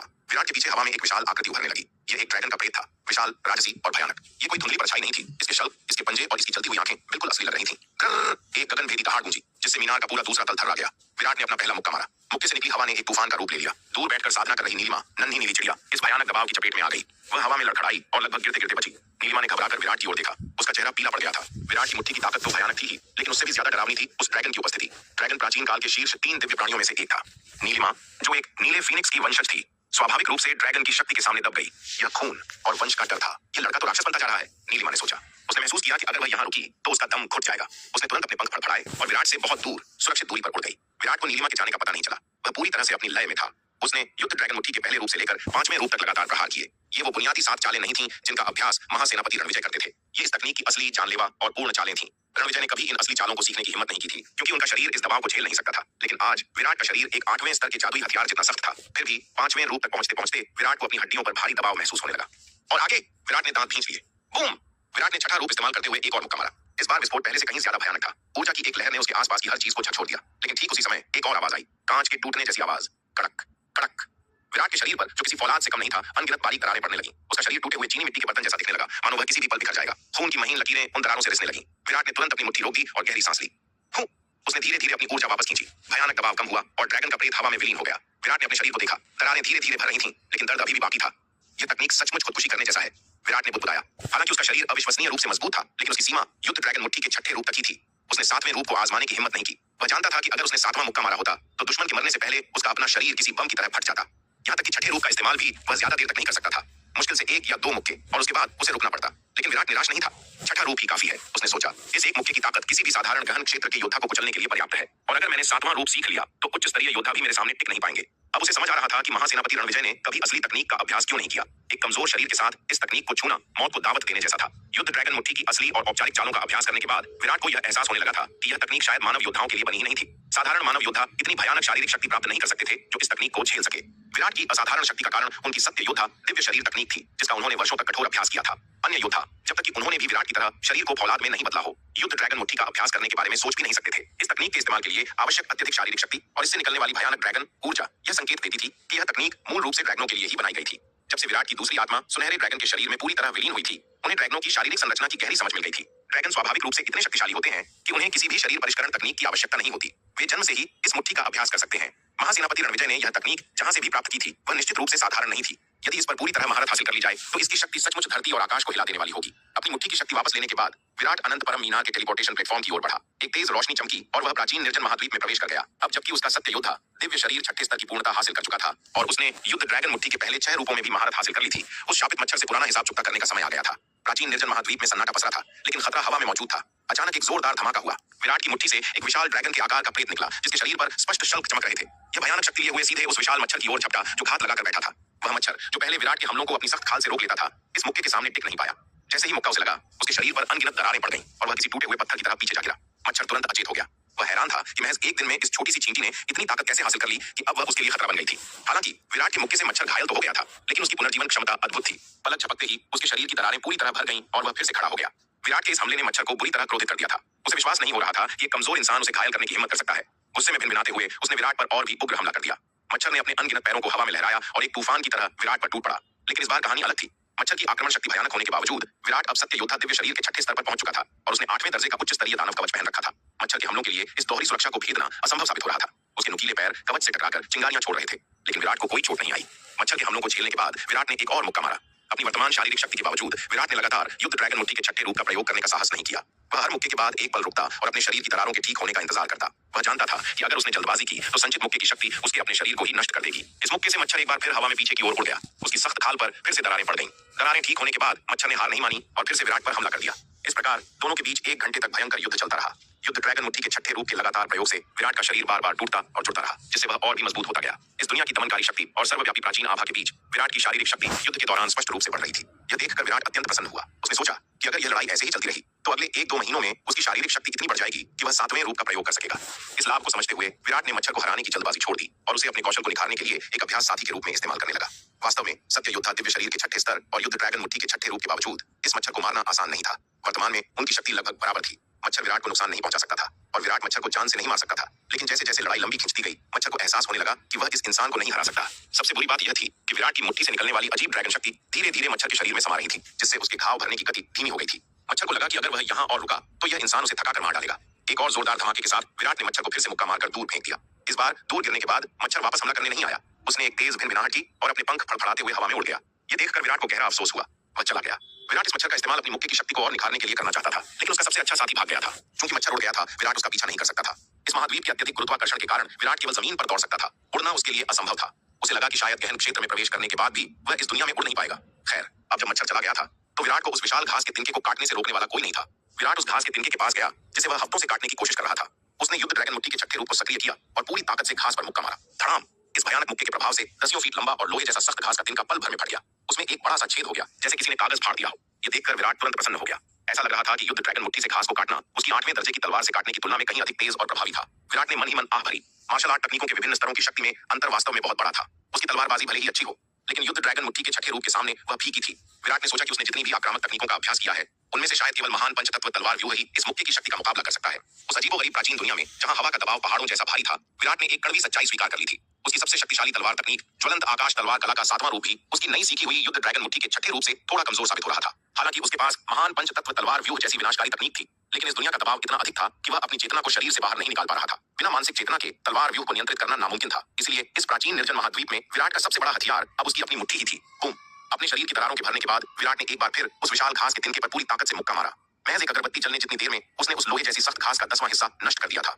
विनाश की यह गति अद्भुत थी। विराट ने हिसाब लगाया कि अगर वह इसी रफ्तार से लगा रहा तो अगले 1 या 2 घंटे में यह पूरी घास कट कर गिर जाएगी। विराट उत्साह से भर गया। उसकी मेहनत रंग ला रही थी, लेकिन तभी उसके कानों में एक जानी पहचानी और बेहद मनहूस आवाज गूंजी, एक तीखी भिनभिनाहट। विराट चौंक गया और आवाज की दिशा में मुड़ा। जो नजारा उसने देखा उससे उसका चेहरा फक पड़ गया। आसमान से एक नहीं बल्कि 1 दर्जन विशाल मच्छर उसकी ओर झपट रहे थे और सबसे आगे वही पुराना मच्छर था जिसने उसे पिछली बार परेशान किया था। उसकी आंखों में एक कुटिल चमक थी, मानो कह रहा हो, देख मैं अपने भाइयों को लेकर आया हूँ। धत तेरे की! विराट ने दांत पीसे। ये कमीना मच्छर मदद बुलाने गया था, भाग गया था ताकि पूरी फौज लेकर वापस आ सके। एक मच्छर से लड़ना ही मुश्किल था और यहाँ पूरा गिरोह आ गया था। आज नहीं। विराट ने घास काटने का विचार तुरंत त्याग दिया। उसने मुड़कर दौड़ लगा दी। इन राक्षसों के झुंड से लड़ने का मतलब था सीधी मौत, लेकिन मच्छर उससे कहीं ज्यादा तेज थे। उन्होंने तुरंत उसे घेर लिया। हवा में एक तरफा लड़ाई शुरू हो गई। विराट भागने की कोशिश कर रहा था, लेकिन मच्छर हर दिशा से उस पर हमला कर रहे थे। उनकी नुकीली टांगें और सूंड किसी मशीन गन की तरह उस पर बरस रही थी। धड़ाम धड़ाम। लगातार हमलों के कारण विराट के मुंह से खून का फव्वारा फूट पड़ा। वह बुरी तरह पिट रहा था। सौभाग्य से उसका सत्य योद्धा दिव्य शरीर अब छठे स्तर पर था और उसने 8वें स्तर का उच्च श्रेणी दानव कवच पहना हुआ था। अगर यह दोहरी सुरक्षा न होती तो मच्छरों का यह झुंड उसे अनंत परम मीनार के टेलीपोर्टेशन बिंदु तक पहुंचने से पहले ही चीर कर रख देता। वह वहीं कीमा बन गया होता। विराट गिरते पड़ते खून से लथपथ हालत में टेलीपोर्टेशन बिंदु पर पहुंचा। उसने अपनी बची खुची चेतना से मीनार से संपर्क किया। एक तेज रोशनी चमकी। विराट का शरीर प्राचीन महाद्वीप से गायब हो गया और अगले ही पल वह अनंत परम मीनार के दूसरे तल पर सुरक्षित आ गिरा। उफ! विराट ने जमीन पर गिरते ही खून की कई उल्टियां की। उसका चेहरा कागज की तरह सफेद हो गया था। धिक्कार है उन पर, ये मच्छर तो हद से ज्यादा हो गए हैं। विराट ने अपनी छाती पकड़ते हुए कोसा। उसने महसूस किया कि स्थिति अब बहुत गंभीर हो गई है। मच्छरों ने उस टेलीपोर्टेशन बिंदु पर अपना डेरा जमा लिया था। इसका मतलब था कि भविष्य में वह उस घास के मैदान से एक दिन का भी नहीं काट पाएगा। यहाँ तक कि प्राचीन आभा को सोखने के लिए वहां जाना भी अब जानलेवा जोखिम बन गया था। लेकिन विराट इतनी आसानी से हार मानने वाला नहीं था। अगर मैं लड़ नहीं सकता तो छिप तो सकता हूँ, उसने सोचा। उसने एक नई योजना बनाई। वह कुछ विशेष सामग्री लेकर वापस जाएगा और टेलीपोर्टेशन बिंदु के चारों ओर एक गुप्त घेरा बनाएगा। इससे वह मच्छरों की नजरों से बचकर अपनी साधना कर सकेगा। विराट ने पहले खुद पर एक शक्तिशाली गुप्त ताबीज लगाया और फिर सावधानी से प्राचीन महाद्वीप में वापस लौटा। उसने जल्दी जल्दी घेरा बनाने की सामग्री बिछानी शुरू की। लेकिन हकीकत उसकी सोच से कहीं ज्यादा कठोर निकली। जैसे ही उसने झंडे और पत्थर रखे, इस दुनिया के भयानक वायुमंडलीय दबाव ने उन्हें कुचलना शुरू कर दिया। उसकी सामग्री कांच की तरह झटकने लगी। गुप्त घेरा बनने से पहले ही बिखर गया। यहाँ तक कि उसका गुप्त ताबीज भी कुछ ही देर में दबाव के कारण जलकर खाक हो गया। विराट की अदृश्यता खत्म हो गई और वह फिर से सबके सामने प्रकट हो गया। पास ही पहरा दे रहे मच्छरों ने उसे तुरंत देख लिया। उनकी आंखों में लालच चमक उठा। उन्होंने बिना समय गंवाए हमला कर दिया। विराट का चेहरा पीला पड़ गया। भागो! वह फिर से वहां से भागा और किसी तरह जान बचाकर वापस मीनार में लौटा। विराट हताश होकर जमीन पर बैठ गया। उसे अब एक कड़वी सच्चाई समझ आ रही थी। प्राचीन निर्जन महाद्वीप में उच्च साधना स्तर होना हमेशा फायदेमंद नहीं होता। जब वह कमजोर था तब वहां के मच्छर और चींटियां उसे एक तुच्छ धूल का कण समझकर नजरअंदाज कर देते थे। लेकिन जैसे जैसे उसकी शक्ति बढ़ी, उसकी आभा तेज हो गई। अब उन जीवों की नजरों में वह एक चींटी नहीं बल्कि एक स्वादिष्ट और पौष्टिक शिकार बन गया था। टेलीपोर्टेशन बिंदु पर मच्छरों की नाकाबंदी के कारण विराट के पास अब केवल एक ही रास्ता बचा था। अगले कुछ दिनों तक वह जब भी वहां जाता अपने साथ अपना आभा पात्र लेकर जाता। वह बिजली की तेजी से प्रकट होता, पात्र में जल्दी से आभा भरता और मच्छरों के झपटने से पहले ही वापस भागा था। वह वहां एक पल भी रुकने की हिम्मत नहीं करता था। कमीने कुत्ते कहीं के, बस इंतजार करो, एक दिन मैं तुम सबको भून कर रख दूंगा। विराट हर बार वापस लौटकर गुस्से में बड़बड़ाता। उसका सबसे कीमती खजाना, वह प्राचीन महाद्वीप, अब उसके लिए एक प्रतिबंधित क्षेत्र बनता जा रहा था। विराट, तुम्हें क्या हो गया है? एक दिन नीलिमा, नन्ही नीली चिड़िया उड़ती हुई उसके पास आई। वह अपनी साधना छोड़कर जिज्ञासावश वहां आ गई थी। पिछले कुछ दिनों से तुम अजीब व्यवहार कर रहे हो। नीलिमा ने अपनी गर्दन टेढ़ी करते हुए पूछा। तुम अंदर जाते हो और पलक झपकते ही डरे हुए चूहे की तरह वापस भाग आते हो। ऐसा तो तुम पहले कभी नहीं करते थे। नीलिमा का सवाल मासूम था, लेकिन विराट के लिए यह जले पर नमक छिड़कने जैसा था। तुम बस अपनी साधना पर ध्यान दो, इतने सवाल क्यों पूछ रही हो? विराट ने झुंझलाकर उसे डांटा। वह इस पक्षी को कैसे बताता कि उसे मच्छरों ने इतना जलील किया है? अगर यह बात बाहर फैल गई कि महान विराट मच्छरों से डरकर भागता है तो उसकी इज्जत का क्या होगा? तुम्हारा दिमाग खराब हो गया है। नीलिमा ने नाराज होकर चोंच सिकोड़ी। मैं तो बस पूछ रही थी, तुम मुझ पर क्यों चिल्ला रहे हो? विराट ने उसे नजरअंदाज कर दिया। उसका मूड पहले ही खराब था और वह बहस करने के लिए तैयार नहीं था। उसका पूरा ध्यान इस समस्या का समाधान खोजने पर था। लेकिन जब तक वह मच्छरों से निपटने का कोई तरीका नहीं ढूंढ लेता, उसे अपनी रणनीति बदलनी थी। विराट उठा और मीनार के दूसरे कोने में रखे उस विशालकाय अंधकार दानव के शव के पास गया। यह 1 लाख फुट ऊंचा शव था जिसे उसने खंडहरों से प्राप्त किया था। शव पर तलवार के गहरे निशान थे। वे निशान जो प्राचीन काल में किसी महाशक्तिशाली योद्धा ने बनाए थे। विराट उन निशानों के सामने पालथी मारकर बैठ गया। उसने अपनी आंखें बंद की और उन निशानों से निकल रही तलवार की मंशा को महसूस करने लगा। अगर मैं शारीरिक बल से उन मच्छरों को नहीं हरा सकता तो मुझे अपनी तलवार को और तेज करना होगा, उसने निश्चय किया। उसका सत्य योद्धा दिव्य शरीर अभी अभी विकसित हुआ था, इसलिए उसे और आगे बढ़ाना अभी संभव नहीं था। लेकिन अपनी तलवारबाजी और मार्शल आर्ट की समझ को बढ़ाकर वह अपनी आक्रमण शक्ति को नए स्तर पर ले जा सकता था। यह दानव का शव अब उसका नया गुरु बनने वाला था। सच्चा मार्शल दिव्य शरीर एक ऐसी साधना जहां शरीर को अनगिनत बार तोड़कर फिर से बनाना पड़ता है। विराट जानता था कि युद्ध ड्रैगन मुट्ठी के 7वें रूप को इस्तेमाल करने के लिए उसे अपनी शारीरिक सीमाएं तोड़नी होंगी, जो अभी संभव नहीं था। लेकिन उस अंधकार दानव के विशाल शव पर बने प्राचीन तलवार के निशानों में एक रहस्य छिपा था। अगर मैं उस तलवार की भावना का एक छोटा सा अंश भी समझ लूं, विराट ने सोचा, तो उन मच्छरों को मारना बच्चों का खेल हो जाएगा। पिछले कुछ समय से विराट हर दिन उस शव के सामने बैठता और उन घावों का अध्ययन करता। वह उस शक्ति के बहुत करीब था, बस एक कदम की दूरी थी। विराट को साधना में लीन देखकर नीलिमा, नन्ही नीली चिड़िया ने असंतोष में 2 बार फुफकार की। उसे खेलना था, लेकिन विराट का मूड खराब देखकर उसने उसे छेड़ा नहीं। उसे पता था कि विराट की शक्ति दिन ब दिन बढ़ रही है। अगर उसने उसे नाराज किया तो शायद अगली लड़ाई में विराट उसे सचमुच हरा दे। मुझे भी अपनी साधना तेज करनी होगी, नीलिमा ने तय किया। जल्द से जल्द गहन क्षेत्र में प्रवेश करना होगा, वरना मैं विराट के सामने से उठाकर बात भी नहीं कर पाऊंगी। नीलिमा ने अपने पंख फैलाए और 1000 मील लंबे विशाल नीले फीनिक्स का रूप धारण कर लिया। वह मीनार के तारों की रोशनी और प्राचीन आभा को सोखने लगी। विराट ने उसे संसाधनों की कोई कमी नहीं होने दी थी, इसलिए अब सब कुछ उसकी मेहनत पर निर्भर था। विराट उस 10,000 फुट ऊंचे शव के सामने पत्थर की मूर्ति की तरह बैठा रहा। उसकी आंखें उन गहरे घावों पर टिकी थीं। हर घाव में एक भयानक कहानी थी। ऐसा लगता था कि किसी ने एक ही वार से दुनिया को 2 हिस्सों में बांटने की कोशिश की हो। उस वार के सामने जो भी आया वह 2 टुकड़ों में कट गया होगा। उस शक्ति में एक अदम्य और निर्मम काटने की भावना थी, जिसे रोका न जा सके। पलक झपकते ही 1 महीना बीत गया। मीनार के अंदर जहां समय 10 गुना तेज था, विराट को वहां बैठे पूरा 1 साल हो गया था। और आज विराट ने धीरे धीरे अपनी आंखें खोली। उसकी गहरी पुतलियों में अनगिनत तलवारों की परछाइयां तैर रही थीं। उसी क्षण उसके शरीर से एक ऐसी भयानक तलवार शक्ति निकली जिससे आसपास की हवा भी कांप उठी। बूम! एक अदृश्य विस्फोट हुआ। विराट ने अपना हाथ हवा में उठाया और उसकी हथेली में एक मध्यम श्रेणी की 8वें स्तर की तलवार प्रकट हुई। हुश! विराट ने अपनी तलवार को एक सरल लेकिन घातक अंदाज में घुमाया। एक भयानक तलवार प्रकाश उत्पन्न हुआ। यह प्रकाश इतना तीव्र था कि इसने मीनार के स्थान को ही चीर दिया। एक विशाल काला शून्य का निशान हवा में बन गया, जिसके आसपास स्थान के टुकड़े कांच की तरह बिखर गए। उस निशान से निकलने वाली विनाशकारी ऊर्जा इतनी थी कि वह लंबे समय तक नहीं भरी। इस एक वार के सामने लघु गहन क्षेत्र का कोई भी उच्च स्तरीय योद्धा पल भर में राख बन जाता। लेकिन इस शक्ति की कीमत भी थी। खटाक! विराट के हाथ में मौजूद 8वें स्तर की तलवार उस भयानक दबाव को सहन नहीं कर सकी और अनगिनत टुकड़ों में बिखर गई। खुद विराट भी इस शक्ति की प्रतिक्रिया से घायल हो गया। उसके शरीर पर कई बारीक चीरे पड़ गए, मानो हवा ही धारदार हो गई हो। सौभाग्य से यह हमला उसका अपना था, इसलिए उसे केवल झटका लगा। अगर यह किसी दुश्मन का वार होता तो उसका छठे स्तर का दिव्य शरीर भी उसे बचा नहीं पाता। वार करने के बाद विराट का चेहरा कागज की तरह सफेद हो गया। वह कमजोर होकर जमीन पर गिर गया। उसने अपने सामने बने उस भयानक काले निशान को देखा और कड़वाहट से मुस्कुराया। शक्ति तो अपार है, लेकिन कीमत बहुत भारी है, उसने सोचा। यह एक वार उसकी सारी ऊर्जा, सारी आत्मा और सारी शक्ति का निचोड़ था। इसने उसकी 80% शारीरिक ऊर्जा और 70% मानसिक शक्ति को एक ही बार में चूस लिया था। और तो और उसका शरीर भी घायल हो गया था। विराट समझ गया कि यह तकनीक सामान्य लड़ाई के लिए नहीं है, यह उसका ब्रह्मास्त्र है, सिर्फ तब इस्तेमाल करने के लिए जब जान पर बना है। विराट अब भी अपनी सांसें भी नहीं संभाल पाया था कि अचानक उसके दिमाग में एक गूंज सुनाई दी। मूर्ख, क्या तुम मुझे तोड़ना चाहते हो? अनंत परम मीनार! क्रोध से दहाड़ उठी। विराट की उस तलवार वार ने मीनार के स्थान को फिर से घायल कर दिया था। हालांकि मीनार का 22वां तारा जल चुका था, लेकिन वह अभी भी पूरी तरह ठीक नहीं हुई थी। विराट का वह वार जिसने स्थान को चीरा था, मीनार के लिए किसी गहरे घाव जैसा था। अगर कोई और ऐसा करता तो मीनार उसे उसी पल को चलती थी, लेकिन विराट उसका स्वामी था। मीनार लाचार थी, उसने खुद विराट को अपना स्वामी चुना था, इसलिए वह अपने ही स्वामी को नुकसान पहुंचाने से रोक नहीं सकती थी। उसे चुपचाप वह चोट सहनी पड़ी। विराट के हमले ने उसे महान गहन क्षेत्र के किसी शीर्ष योद्धा के हमले से भी ज्यादा नुकसान पहुंचाया था। मीनार की गालियां और श्राप सुनकर विराट को शर्मिंदगी महसूस हुई। माफ करना दोस्त, उसने मन ही मन माफी मांगी। मैं परीक्षण में इतना खो गया था कि भूल गया तुम अभी ठीक नहीं हुए हो। विराट ने कसम खाई कि भविष्य में वह ऐसी विनाशकारी तकनीकों का परीक्षण मीनार के अंदर नहीं करेगा। अनंत परम मीनार के दूसरे तल पर शांति थी। अपने घावों के पूरी तरह ठीक होने और अपनी शक्ति के चरम पर पहुंचने के बाद विराट की नजर एक बार फिर उस 10,000 फुट ऊंचे अंधकार दानव के शव पर पड़ी। उसकी आंखें शव पर बने उन गहरे तलवार के निशानों पर टिकी थीं। इन निशानों से सीखी गई तकनीक में एक अदम्य और निर्मम काटने की शक्ति थी। इसकी मारक क्षमता इतनी तीव्र थी कि विराट को लगा कि इसे एक उचित नाम देना चाहिए। उसने कुछ देर सोचा और फिर धीरे से कहा, इसका नाम हत्यारा तलवार कला होगा। तभी पास खड़े नीले वस्त्र पहने युवक ने अपनी बाहें मोड़ी और एक फीकी मुस्कान के साथ विराट की ओर देखा। विराट, बहुत बढ़िया, तुम्हारी यह नई चाल थोड़ी दिलचस्प है। यह नाग था जो विराट की तलवार की आत्मा थी। वह हमेशा विराट की खुद की बनाई तकनीकों को बेकार और बचकाना समझता था। उसकी नजर में विराट की पुरानी तकनीकें किसी काम की नहीं थी, लेकिन आज विराट ने जो सीखा था उसने नाग को भी थोड़ा प्रभावित किया था, बेशक सिर्फ थोड़ा सा। विराट ने तीखी नजर से उसकी ओर देखते हुए पूछा, तुम्हारे पिछले मालिक से इसकी तुलना कैसी है? यह सवाल सुनते ही नाग अकड़ गया। उसने अपनी आंखें घुमाई और तिरस्कार भरे स्वर में कहा, विराट, तुम क्या सपने देख रहे हो? तुम्हें लगता है कि तुम्हारी यह अधपकी तलवारबाजी मेरे पूर्व मालिक के पैरों की धूल भी बन सकती है? जागो भाई, जागो। नाग थोड़ा रुका और फिर उस दानव के शव की ओर इशारा किया। तुम्हारी इस हत्यारा तलवार कला की तो बात ही छोड़ो, जिस योद्धा ने इस दानव को मारा था वह भी मेरे पूर्व मालिक के सामने चींटी बराबर था। छी, ये टूटी तलवार फिर से डींगे मार रही है। बगल से एक नन्ही चिड़िया की कर्कश आवाज आई। नीलिमा ने अपनी चोंच सिकोड़ते हुए कहा, कोई भी बड़ी बड़ी बातें कर सकता है, अगर डींगे हाँकनी ही हैं तो मैं कह सकती हूँ कि इस दानव को अंततः मेरी फीनिक्स ज्वाला ने जलाकर मारा था। बोलो, मानोगे? अरे मूर्ख पक्षी! नाग ने उसे हिकारत से देखा। तुम्हें क्या पता? तुम जैसे गंवारों से बात करना जिन्होंने कभी दुनिया नहीं देखी, मेरी ऊर्जा की बर्बादी है। विराट ने नाग को एक ठंडी नजर से देखा। इस तलवार की आत्मा का घमंड कभी कभी उसे इतना गुस्सा दिलाता था कि उसका मन करता था कि इसे पकड़कर पीट दे। नाग ने विराट की नजरों में छिपे खतरे को भांप लिया। वह भले ही घमंडी था, लेकिन बेवकूफ नहीं। वह जानता था कि इस मीनार के अंदर विराट भगवान है। अगर विराट ने चाहा तो वह उसे एक पल में दबा सकता है। बिना एक शब्द और कहे नाग एक नीली रोशनी में बदला और वहां से खिसक लिया। अपनी वर्तमान शक्ति के साथ वह शार्दूल से भी नहीं डरता था, लेकिन विराट अभी उसके लिए मुसीबत बन सकता था। विराट ने उसे जाने दिया और नीलिमा की ओर मुड़ा।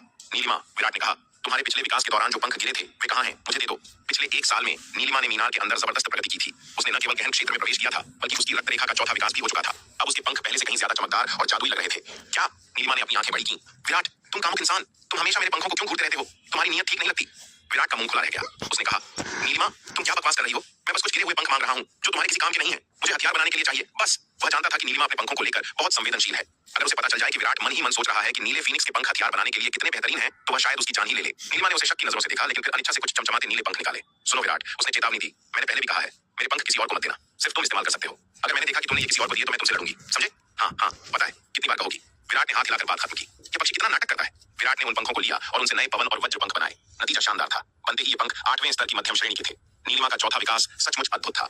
अगर मैं इन्हें प्राचीन निर्जन महाद्वीप में ले जाकर प्राचीन आभा से पोषित करूं तो ये उच्च श्रेणी के बन सकते हैं। विराट ने सोचा। यह विचार आते ही वह टेलीपोर्टेशन प्लेटफॉर्म की ओर बढ़ा। एक चमक के साथ वह मीनार से गायब हो गया और अगले ही पल प्राचीन निर्जन महाद्वीप में प्रकट हुआ। जैसे ही उसके पैर जमीन पर पड़े, विराट ने अपनी हत्यारा तलवार कला तैयार कर ली। वह उन मच्छरों के हमले के लिए पूरी तरह सतर्क था, लेकिन वहां सन्नाटा था। विराट ने चारों ओर देखा, कोई मच्छर नहीं, कोई हमला नहीं। वह हैरान रह गया, ये कहां गए? फिर उसे याद आया, मीनार के अंदर 1 साल बीता था, लेकिन बाहरी दुनिया और इस प्राचीन महाद्वीप में केवल 1 महीना ही बीता था। मच्छर शायद कुछ दिन इंतजार करके थक गए होंगे और चले गए होंगे। विराट ने राहत की सांस ली। अच्छा हुआ, उसने सोचा, मैं अपनी हथियारा तलवार कला का इस्तेमाल नहीं करना चाहता था। इसकी कीमत बहुत भारी है। अब रास्ता साफ था। वह अपने पंखों को उन्नत करने और प्राचीन आभा इकट्ठा करने के लिए स्वतंत्र था। विराट ने अपने हाथ में पकड़े पवन और वज्र पंख नीचे कर ली। उसने घास के मैदान की ओर जाने का विचार त्याग दिया। मच्छरों से दोबारा गिरने का जोखिम वह नहीं उठा सकता था। हालांकि उसने हत्यारा तलवार कला सीख ली थी, लेकिन उसे यकीन नहीं था कि वह एक ही बार में उन सभी मच्छरों को मार पाएगा। अगर एक भी मच्छर बच गया तो उसकी जान पर बनाएगी। इस तकनीक के दुष्प्रभाव इतने गंभीर थे कि वार करने के बाद वह तुरंत भागने की हालत में भी नहीं होता। जब तक मेरे पास उन सबको एक साथ मारने की और उसके बाद सुरक्षित लौटने की ताकत नहीं आ जाती, मैं वहां नहीं जाऊंगा, विराट ने तय किया। उसकी स्थिति अब अजीब थी। उसकी शक्ति मध्यम स्तर पर थी, न इतनी कम कि मच्छर उसे नजरअंदाज कर दें और न इतनी ज्यादा कि वह आसानी से उन्हें कुचल सके। विराट ने एक गहरी सांस ली। उसने अनंत सम्राट कला को सक्रिय किया और टेलीपोर्टेशन बिंदु के पास मौजूद प्राचीन आभा को सोखना शुरू किया। इसके साथ ही उसने अपना नया आभा पात्र उठाया और लौटने की तैयारी करने लगा। जैसे ही उसने पात्र उठाया, उसे कुछ अजीब लगा। यह पात्र पहले से 10 गुना ज्यादा भारी था। विराट ने ध्यान से देखा, उसकी आंखें चमक उठी। यह पात्र अब मध्यम श्रेणी का नहीं रहा था। प्राचीन आभा के लगातार संपर्क और अनंत परम मीनार के वातावरण ने इसे अपग्रेड कर दिया था। अब यह 8वें स्तर का उच्च श्रेणी आभा पात्र बन चुका था। विराट का चेहरा खुशी से खिल गया। पात्र का स्तर बढ़ने का मतलब था कि इसकी क्षमता भी बढ़ गई थी। उसने तुरंत मीनार से संपर्क किया। एक तेज रोशनी चमकी। विराट उस भारी भरकम पात्र को पकड़े हुए मीनार के दूसरे तल पर लौट आया। लौटते ही उसने अपनी मानसिक शक्ति से पात्र के अंदर झांका। जो उसने देखा उससे वह खुशी से झूम उठा। इस बार पात्र में प्राचीन आभा के पूरे 10 लाख अंश जमा थे। यह उसकी पुरानी क्षमता से 10 गुना ज्यादा था। हालांकि इतनी बड़ी मात्रा में ऊर्जा को टेलीपोर्ट करने में मीनार की भी काफी शक्ति खर्च हुई थी। विराट ने देखा कि मीनार का 22वां तारा थोड़ा मंद पड़ गया था। उसने हिसाब लगाया, लगभग 10 अरब 7वें दर्जे के पत्थरों के बराबर ऊर्जा खर्च हुई थी। अरे विराट, तुम इतने खुश क्यों हो? दूर साधना कर रही नीलिमा नन्ही नीली चिड़िया उड़कर उसके पास आई। विराट की मुस्कान देखकर वह अपनी जिज्ञासा नहीं रोक पाई। क्या तुम्हें कहीं से खजाना मिला? हाँ, खजाने से भी बड़ी चीज। विराट जोर से हंसा। आज से हमारे तलवार संप्रदाय को प्राचीन आभा की कोई कमी नहीं होगी। क्या मतलब? नीलिमा ने चोंच खोली। खुद देख लो। विराट ने वह पात्र नीलिमा की ओर बढ़ा दिया। नीलिमा ने सिर झुकाकर पात्र के अंदर झांका। जब उसने ऊर्जा का वह अथाह समुद्र देखा तो वह सन्न रह गई। उसकी आंखें फैल गईं और उसका पूरा शरीर जम गया। काफी देर बाद उसे होश आया। हाँ, विराट, हम अमीर हो गए। वह उत्साह से चीखी और विराट की गर्दन से लिपट गई। आज से मैं इस आभा में नहाऊंगी। मुझे इसमें डुबकी लगानी है। नहाना भूल जाओ मूर्ख। विराट ने उसे गर्दन से हटाते हुए हंसकर कहा। क्या तुम्हें लगता है कि मैं इतना कीमती खजाना बर्बाद करने दूंगा? ये साधना के लिए है, नहाने के लिए नहीं। पहले आभा की कमी के कारण विराट को बहुत सोच समझकर खर्च करना पड़ता था। वह केवल युद्ध विभाग और कुछ खास लोगों को ही यह देता था। रसायन और ताबीज विभाग को इसका स्वाद चखने को भी कम मिलता था। लेकिन अब स्थिति बदल गई थी। 10 लाख अंश। अब वह आंटी जुबैदा और आचार्य केशव को भी शोध कार्य के लिए यह आभा दे सकता था। विराट, तभी पास से एक दबी हुई आवाज आई। अब जब तुम्हारे पास इतना माल है तो तुम मेरे हिस्से में कंजूसी नहीं करोगे, है ना? यह नाग तलवार की आत्मा था। वह लालच भरी नजरों से उस पात्र को देख रहा था। चिंता मत करो। विराट ने उसे एक दुर्लभ स्नेहपूर्ण नजर से देखा। तुम्हें तुम्हारा हिस्सा मिल जाएगा। नाग ने राहत की सांस ली। प्राचीन आभा की मदद से वह अपनी खोई हुई शक्ति को तेजी से वापस पा सकता था। और जब उसने देखा कि विराट इतनी बड़ी मात्रा में आभा ला रहा है तो उसके मन में एक पुरानी दबी हुई उम्मीद फिर से जाग उठी। वह एक दिन उस पुराने युद्ध क्षेत्र में वापस जाना चाहता था। वह देखना चाहता था कि क्या वह व्यक्ति अभी भी जीवित है।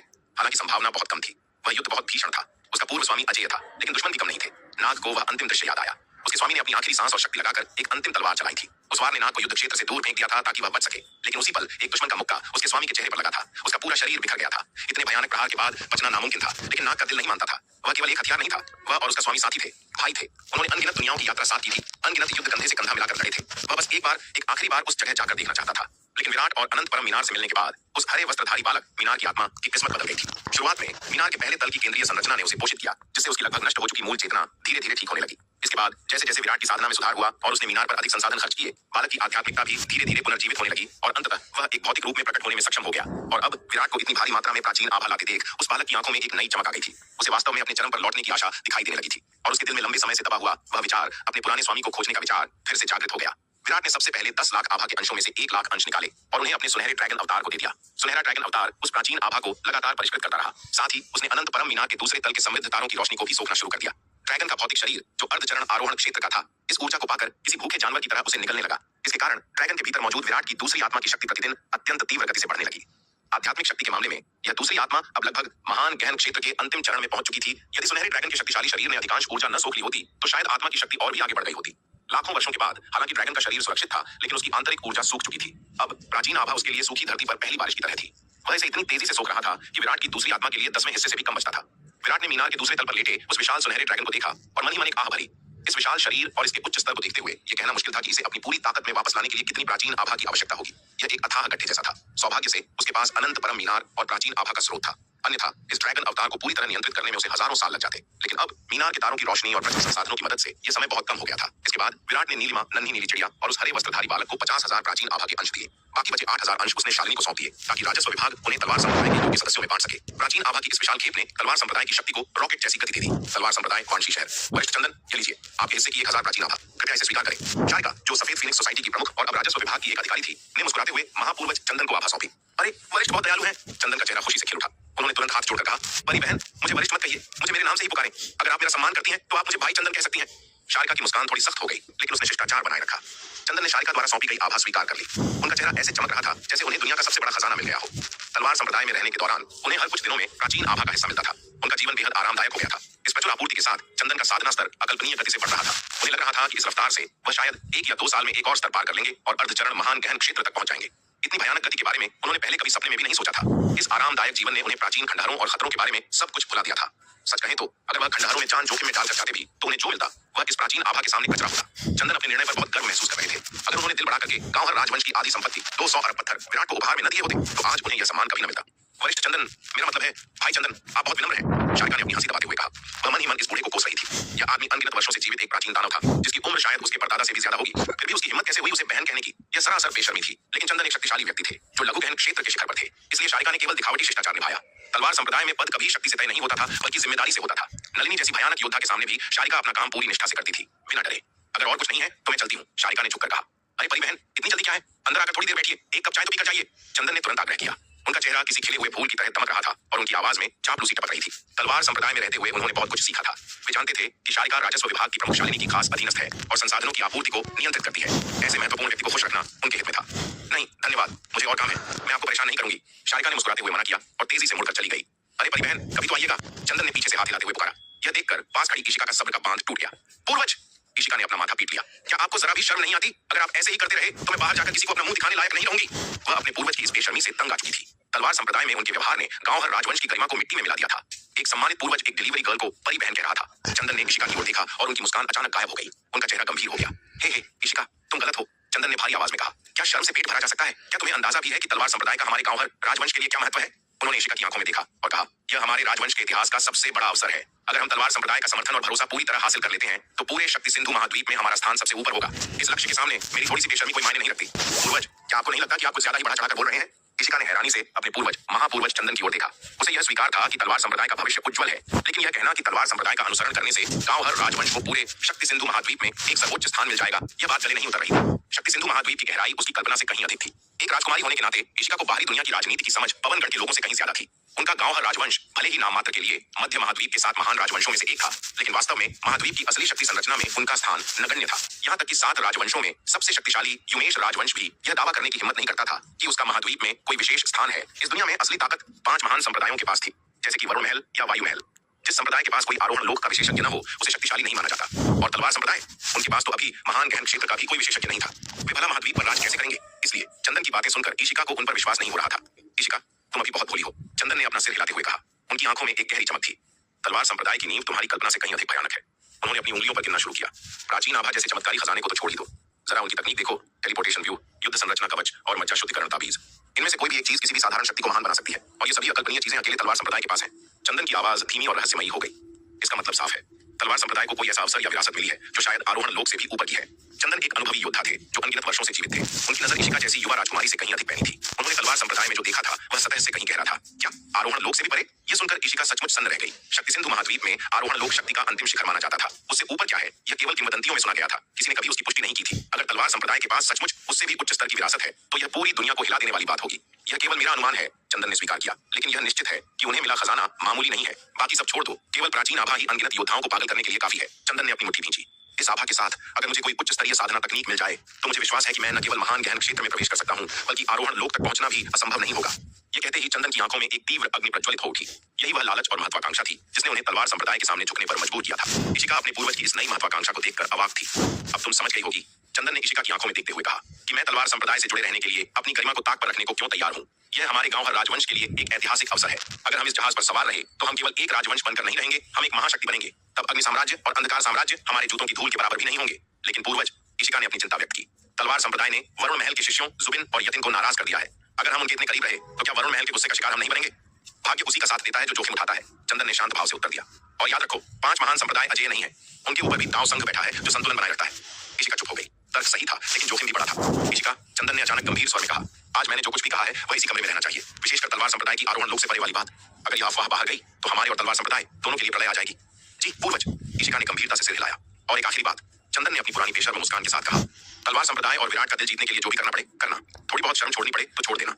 ठीक है, इशिका ने बेमन से जवाब दिया। उसे चंदन का शालिका को परी बहन कहना याद आ गया। उसे बेहद शर्मिंदगी महसूस हुई। वह जानती थी कि उसे कूटनीति करनी होगी, लेकिन अपने पूर्वज की तरह इतना नीचे गिरना उसके बस की बात नहीं थी। प्राचीन निर्जन महाद्वीप, सन्नाटे को चीरते हुए एक तेज रोशनी चमकी और विराट अचानक प्रकट हुआ। बिना एक पल गंवाए उसने अपने नए उच्च श्रेणी के 8वें स्तर के आभा पात्र को सक्रिय किया। पात्र ने एक भंवर की तरह आसपास की प्राचीन ऊर्जा को सोखना शुरू कर दिया। कुछ ही पलों में पात्र भर गया। विराट ने तुरंत उसे उठाया और अनंत परम मीनार से संपर्क किया। एक और फ्लैश और वह गायब हो गया। अगले ही पल वह मीनार के दूसरे तल पर सुरक्षित खड़ा था। विराट ने पात्र के अंदर झांका। 10 लाख प्राचीन आभा के अंश जगमगा रहे थे। इस दौरान विराट एक प्रयोग कर रहा था। वह यह सटीक समय मापना चाहता था कि इस नए पात्र को भरने में और उसे सुरक्षित वापस लाने में कुल कितना समय लगता है, ताकि वह उन मच्छरों के हमले से पहले ही अपना काम पूरा कर सके। कई बार आने जाने और प्रयोग करने के बाद विराट को अंततः एक सटीक आंकड़ा मिल गया। अब वह अपनी चोरी को एक विज्ञान में बदल चुका था। प्राचीन निर्जन महाद्वीप से 10 लाख प्राचीन आभा के अंश इकट्ठा करने में विराट को पूरे 5 दिन लग गए। यह समय सीमा विराट के लिए काफी अच्छी थी। अब उसे आभा पात्र को भरने के लिए हर दिन उस खतरनाक दुनिया में भागने की जरूरत नहीं थी। 5 दिन में एक बार की चोरी काफी थी। वापस लौटकर विराट ने अनंत परम मीनार की ऊर्जा को फिर से भरने के लिए 10 अरब 7वें दर्जे के आध्यात्मिक पत्थर खर्च किए। अपने घटते हुए खजाने को देखकर विराट ने एक गहरी और चिंता भरी आह भरी। उसका आभा पात्र उन्नत हो गया था, जिससे वह अब प्राचीन निर्जन महाद्वीप से ज्यादा आभा ला सकता था। लेकिन इसके बदले में मीनार की ऊर्जा खपत भी काफी बढ़ गई थी। हालांकि उसके पास अभी भी 7वें दर्जे के पत्थरों का अच्छा भंडार था, लेकिन जिस रफ्तार से वे खर्च हो रहे थे वे ज्यादा दिन नहीं चलने वाले थे। विराट ने मन ही मन फैसला किया कि अब समय आ गया है कि सूर्य संप्रदाय के खंडहरों का फिर से दौरा किया जाए। वहां और अधिक खोजबीन करनी होगी और कुछ कीमती खजाने हासिल करने होंगे। मीनार से बाहर निकलकर विराट ने तुरंत अपने सभी सहयोगियों को इकट्ठा किया और खंडहरों की दोबारा खोजबीन करने की योजना पर चर्चा की। प्राचीन आभा के विशाल भंडार से पोषित इस साधना काल के बाद तलवार संप्रदाय के सदस्यों के साधना स्तर में चमत्कारिक सुधार हुआ था। नलिनी ने अपने लघु गहन क्षेत्र के अंतिम चरण की साधना को पूरी तरह स्थिर कर लिया था और अब वह शिखर तक पहुंचने ही वाली थी। गुरु भूपति भी मध्य चरण के शिखर तक लगभग पहुंच चुके थे और अंतिम चरण में प्रवेश करने से बस एक कदम दूर थे। माया ने मध्य चरण में सफलतापूर्वक प्रवेश कर लिया था और उसकी युद्ध शक्ति अब नलिनी के बराबर हो चुकी थी। आयु और नीलिमा भी प्रारंभिक लघु गहन क्षेत्र में प्रवेश कर चुके थे। उनकी असली ताकत गुरु भूपति जैसे मध्य चरण के विशेषज्ञों से भी थोड़ी ज्यादा थी। इस बार विराट ने फैसला किया कि वह केवल उन्हीं लोगों का नेतृत्व करेगा जिन्होंने गहन क्षेत्र में प्रवेश कर लिया है। निचले स्तर के योद्धाओं के लिए इस अभियान में कोई जगह नहीं थी। विराट का इरादा खंडहरों के मुख्य शिखर का अन्वेषण करना था। इसके अलावा इस दौरान उनका सामना जुबिन और यतिन जैसे खतरनाक दुश्मनों से भी हो सकता था। विराट उन दोनों को कभी कम आंकने की गलती नहीं करता था।